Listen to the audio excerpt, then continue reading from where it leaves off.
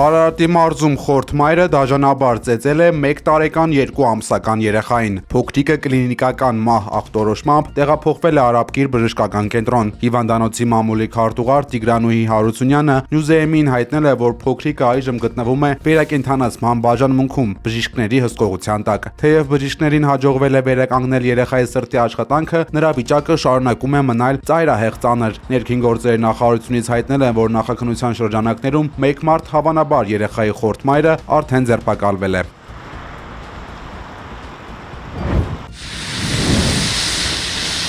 Այսօր Երևանում տեղացած հորդառատ անձրևների հետևանքով մայրաքաղաքի մի շարք փողոցներում ջուրը բողողել է երթևեկելի գոտիները, լուրջ խնդիրներ ստեղծելով տրանսպորտային միջոցների տեղաշարժի համար։ Նյուզեեմի հրապարակած կադրերում երևում է, որ ջրի մակարդակը որոշ հատվածներում հասնում է մեքենաների անիվներին, ինչն էլ պատճառ է դարձել խցանումների, մի քանի մեքենա վնասվել է։ Խնդիրն ավելի է սրվել դեռևս անցյալ ամսվանից երևանյան փողոցներում հայտնված բազմաթիվ փոսերի պատճառով, որոնք քաղաքապետարանը այդպես էլ չի ասֆալտապատել։ Այժմ այդ փոսերը ծածկվել են անձրևաջրերով, վարորդների համար դառնալով անտեսանելի եւ վտանգավոր թակարդներ, ինչը ավելի է մեծացնում մեքենաների վնասման ռիսկը։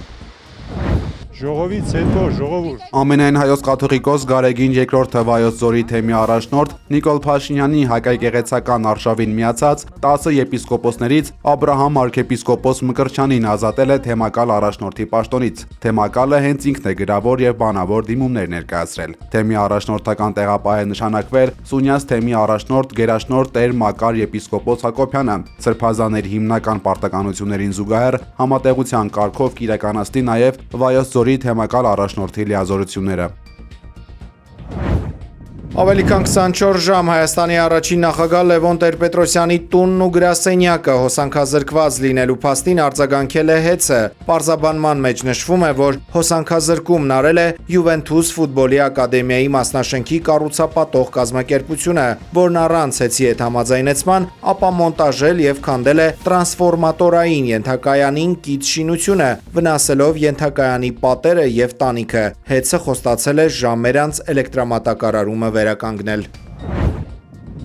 Նիկոլ Փաշինյանը շնորհավորական ուղերձ է եղել Ղազախստանի նախագահ Կասիմ-Ժոմարթ Տոկաևին։ Ուղերձի պաշտոնական առիթը Ղազախստանում կայացած սահմանադրական հանրաքվեի հաջող անցկացումն է։ Փաշինյանը քվեարկության արդյունքները համարել է հիմնարար քայլ Տոկաևի հռչակած Արդար Ղազախստան հայեցակարգի իրագործման ճանապարհին։ Այս փոփոխությունների ամենակարևոր հետևանքը նախագահի իշխանության ամրապնդումն է, փոխնախագահային եւ առանցքային պաշտոնյաներին միանձնյա նշանակելու լիազորությունների միջոցով։ Երկպալատ խորհրդարանը փոխանցվում է մեկ ընդհանուր մարմնով, որը կոչվել է Այն բաղկացած է լինելու 145 պատգամավորից։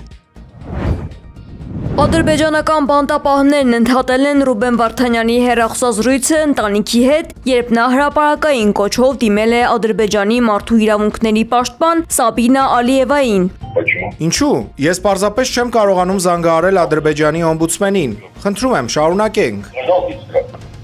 Վարդանյանը նշել է, որ չնայած 2023 թվականի հոկտեմբերին ՄԻՊ-ը անձամբ էր տվել իր հեռախոսահամարը, վերջին 10 օրվա ընթացքում ոչ փաստաբանների, ոչ գրավոր դիմումների միջոցով նրան չի հաջողվել կապ հաստատել օմբուդսմենի հետ։ Վարդանյանը հրատապ հանդիպում է խնդրել, նշելով, որ նա միակ հանրային ինստիտուտի ղեկավարն է, որին կարող է դիմել։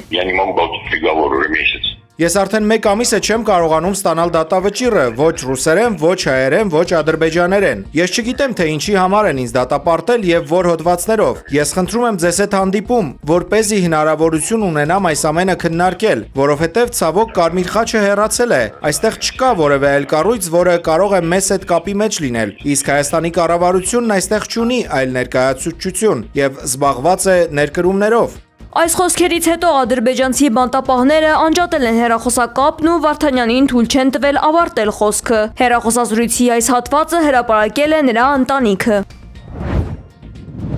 Իրանի նոր առաջնորդին միացված է թոքերի արհեստական շնչառության սարք եւ նա չի կարողանում ինքնուրույն շնչել, հայտնել է The Sun-ը։ Ըստ պարբերականի 56-ամյա Մոջթաբա Խամենեին գտնվում է կոմայում։ Զրկվել է ոտքից եւ հնարավոր է ստացել է լյարդի եւ ստամոքսի վնասվածքներ։ Արտասահմանյան շատ պարբերականներ նաև հայտնել են, որ նա կամ մահացել է, կամ տեղափոխվել է Ռուսաստան բուժման նպատակով։ Ընտրվելուց հետո նա չի հայտնվել հանրության աչքին եւ ելույթներ չի ունեցել։ Իդեպ, Ռուսաստանի նախագահի մամուլի խոսնակն այսօր հրաժարվել է մեկնաբանել լուրերը, թե Իրանի նոր հոգևոր առաջնորդը Մոսկվայում է բուժում ստանում։ Սրան զուգահեռ Թեհրանում մարդկանց շարունակում են դուրս բերել ամերիկա-իսրայելական հարվածների հետևանքով վնասված շենքերի փլատակներից։ Կարմիր մահիկը հայտնել է, որ փրկել են եւս մեկ մարդու։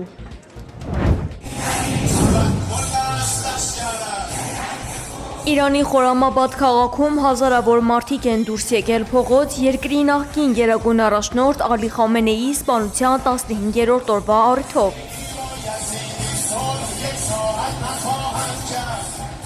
ՍՔՕ արարողությունն ուղեկցվել է լայնամասշտաբ բողոքի ակցիաներով ընդդեմ Իրանի եւ ամերիկա-իսրայելական կոալիցիայի միջև շարունակվող պատերազմի։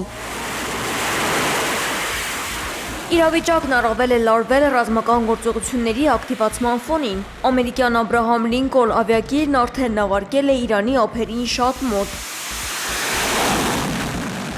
Ըստ վերլուծաբանների, կողմերը պատրաստվում են դիմակայության նոր, հնարավոր է ավելի կոշտ փուլի։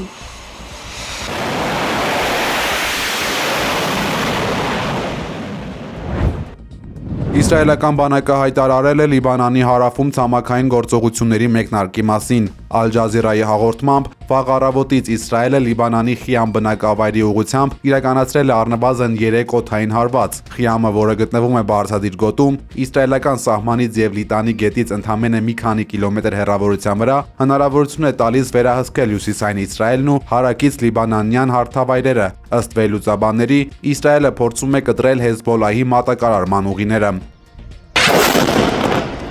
Լիբանանում ռազմական գործողությունների հետևանքով զոհերի թիվը հասել է ավելի քան 850-ի, որոնց թվում կա 107 երեխա եւ 66 կին։ Ավելի քան 800,000 մարդ ստիպված է եղել լքել իր տունը Իսրայելի տարհանման հրամանների պատճառով, որոնք վերաբերում են ինչպես հարավային շրջաններին, այնպես էլ մայրաքաղաք Բեյրութին։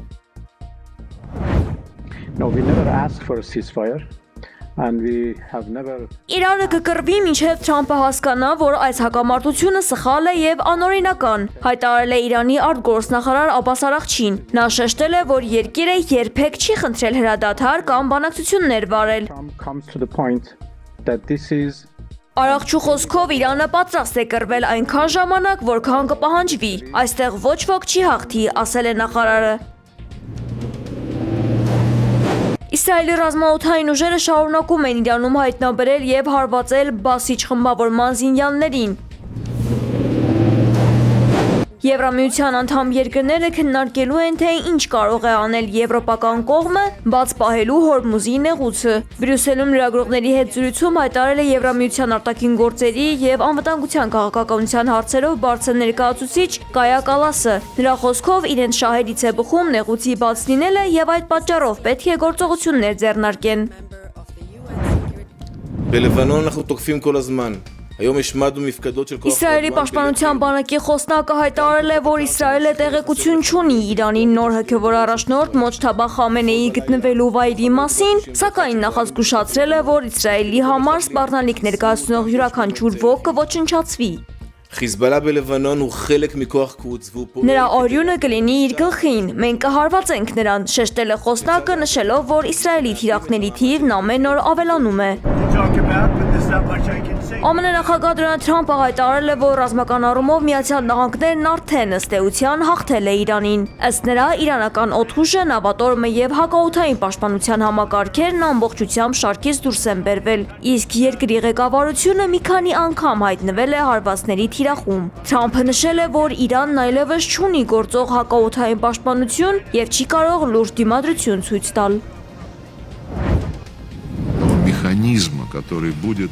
Միացյալ Նահանգները դեռևս չի պարզաբանել, թե ինչ նկատի ուներ նախագահ Դոնալդ Թրամփը միջուկային փորձարկումների վերսկսման հրամանը տալով։ հայտարարել է Ռուսաստանի արտգործնախարար Սերգեյ Լավրովը։ 2025 թվականի հոկտեմբերին Ամերիկայի նախագահը պաշտպանության նախարարին տվեց միջուկային փորձարկումների վերսկսման վերաբերյալ հրապարակային հրաման, մինչև օրս ամերիկյան կողմը հստակ բացատրություն չի տվել, թե ինչ նկատի ուներ, ասել է Լավրովը Մոսկվայի միջուկային զենքիչ տարածման վերաբերյալ համաժողովի մասնակիցներին ուղղված տեսաուղերձում։